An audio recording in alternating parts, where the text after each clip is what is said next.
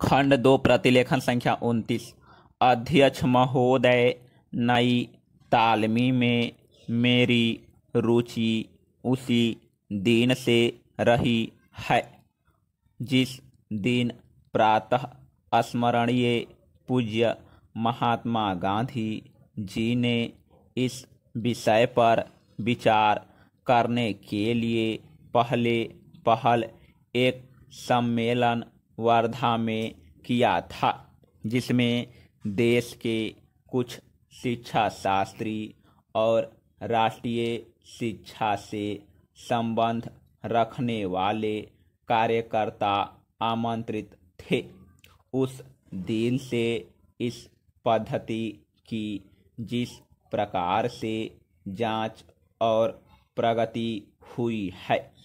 मेरा उससे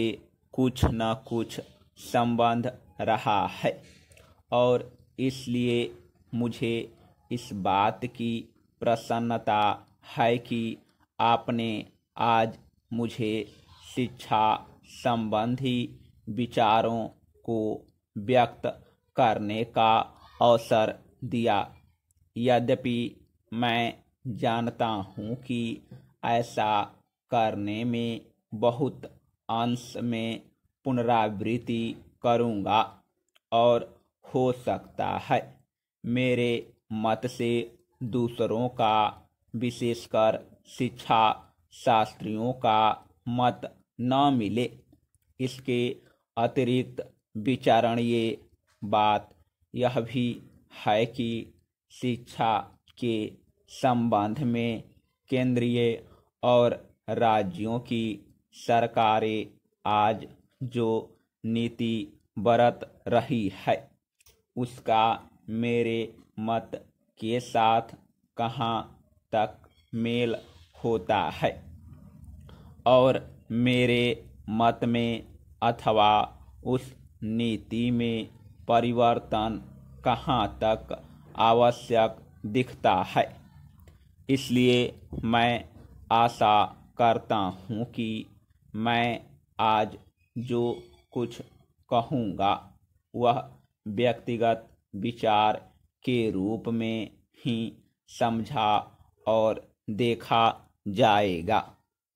और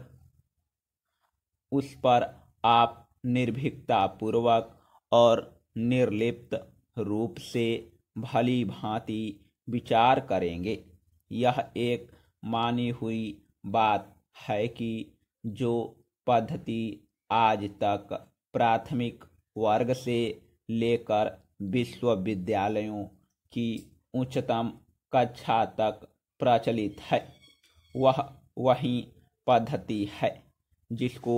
ब्रिटिश सरकार ने इस देश में चलाया था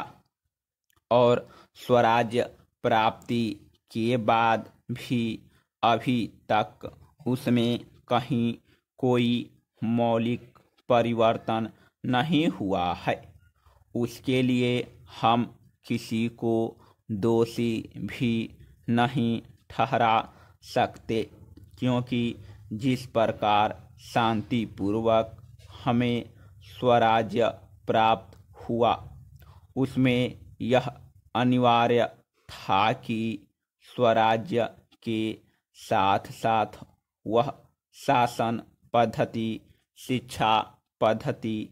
तथा सारा उपक्रम जो अंग्रेजी राज्य में प्रचलित था, उस परिस्थिति के प्रकाश में विचार करें और जो कुछ परिवर्तन अवश्य जचे उसे अमल में लाएं। इसमें संदेह नहीं कि अंग्रेजों ने जो शिक्षा पद्धति आरंभ की, वह विशेषकर अपने राज्य को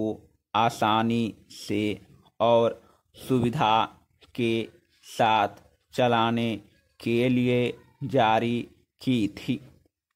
उसके साथ साथ उनके दिल और दिमाग में भी यह विचारधारा काम कर रही थी कि यहाँ की संस्कृति और साहित्य में कोई ऐसी चीज़ नहीं है जिसको वे अपनी संस्कृति, साहित्य इत्यादि की अपेक्षा अधिक अच्छा समझें अथवा जिनको वे बनाए रखना उचित समझें। धीरे धीरे उनकी विचारधारा में थोड़ा बहुत परिवर्तन भी हुआ, पर मूल रूप से नहीं। और इसी बीच यूरोप में विज्ञान की जो प्रगति हुई वह इस देश में उनकी भाषा के द्वारा ही प्रसारित हो सकती थी।